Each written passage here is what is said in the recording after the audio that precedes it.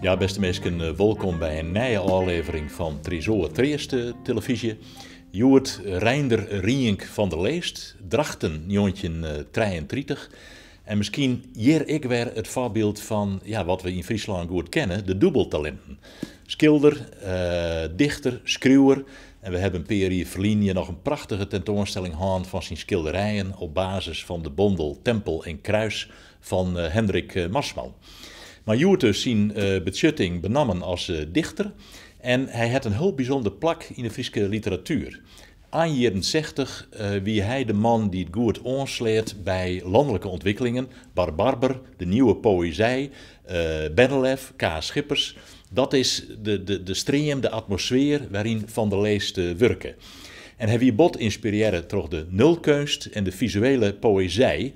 En er zijn een paar prachtige voorbeelden van hoe hij wut en beeld met elkaar verbindt. Bijvoorbeeld het gedicht Scootse Zielen in Vogelvlecht. Maar Joert wil ook een oorgedicht voorlezen. Van der Leest wie ik een fanatieke skaker. En hij had een prachtige sonnet skreun, het skaaksonnet. We staan hier vast in portret omdat hij natuurlijk de Gisbert Japeksprijs won het in 1981 vast in bondel Kunst en Vleenwerk. Maar nou uit een orenbondel het skaaksonnet.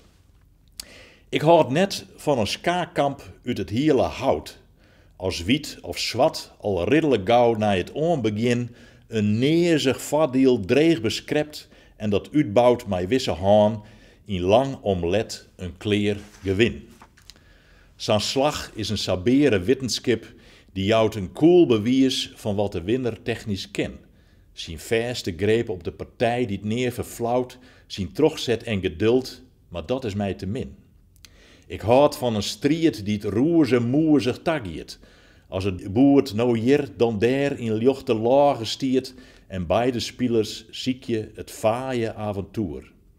Want in onkeerbaar mat de laatste vonk versmult. Jou mij het skaak dat net mij koude witnis heult, maar naar zijn wezen blijft een brokkelig spul mij vuur. En dan in het Nederlands. Ik schaak bij voorkeur niet naar degelijke snit. Als wit of zwart al aardig gauw na het begin, moeizaam maar miserig voordeel zwoegt en dat bezit uitbouwt met vaste hand in traag en klaar gewin. Zo'n spelverloop geeft als een pseudowetenschap een koel bewijs van wat de winnaar technisch kan. Zijn vaste greep op de partij die nooit verslapt, volharding en geduld, maar daar hoef ik niet van. Ik houd van een strijd waarbij het wanordelijk toegaat.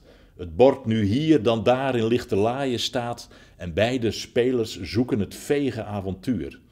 Tot, in ondenkbaar mat, de laatste vonk versmeult, geef mij het schaak dat niet met kille kennis heult, maar naar zijn wezen blijft een grillig spel met vuur.